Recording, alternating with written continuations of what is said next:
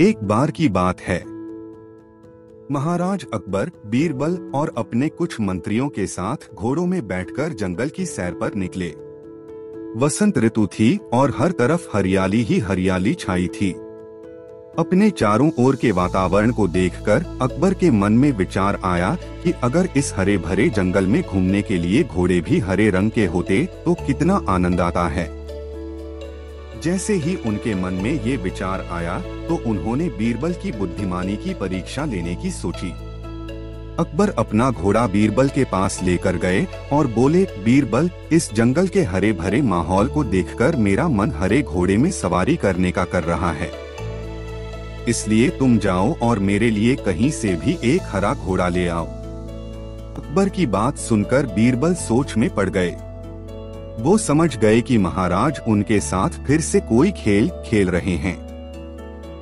बाकी मंत्री भी महाराज की बात सुनकर अचरज में पड़ गए। वो ये सोचने लगे कि हरे रंग का घोड़ा तो होता ही नहीं, फिर बीरबल ऐसा घोड़ा लेकर कहां से आएगा। थोड़ा सोचने के बाद बीरबल बोले, महाराज, हरा घोड़ा तो मैं ले आऊंगा, लेकिन इस काम के लिए मुझे कुछ दिनों का वक्त चाहिए। अकबर बोले, ठीक है, मैं तुम्हें इस काम के लिए 1 सप्ताह देता हूँ। अकबर की बात मानकर बीरबल ने अपना घोड़ा घुमाया और हरे रंग का घोड़ा ढूंढने निकल पड़े। 3 दिन बाद ही बीरबल लौटकर दरबार आ गए।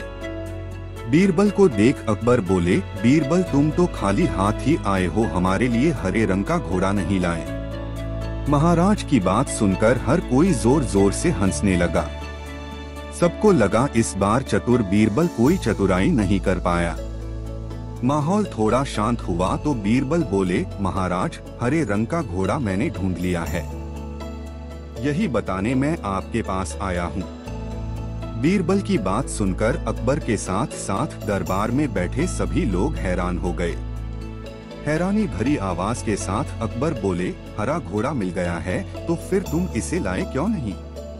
बीरबल बोले, महाराज, जिस व्यक्ति के पास वो घोड़ा है वो उसे तभी देगा जब आप उसकी 2 शर्तें मानेंगे।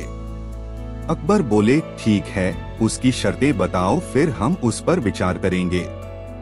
बीरबल बोले, महाराज, उस व्यक्ति की पहली शर्त ये है कि हरे घोड़े को लेने के लिए आपको अकेले ही आना होगा, और दूसरी शर्त ये है कि वो घोड़ा काफी अलग और खास है, इसलिए आपको उसे किसी खास दिन ही लेने आना होगा। उस व्यक्ति ने कहा है कि सप्ताह के 7 दिनों के अलावा जो भी खास दिन आए, उस दिन आप आकर उस घोड़े को ले जा सकते हैं।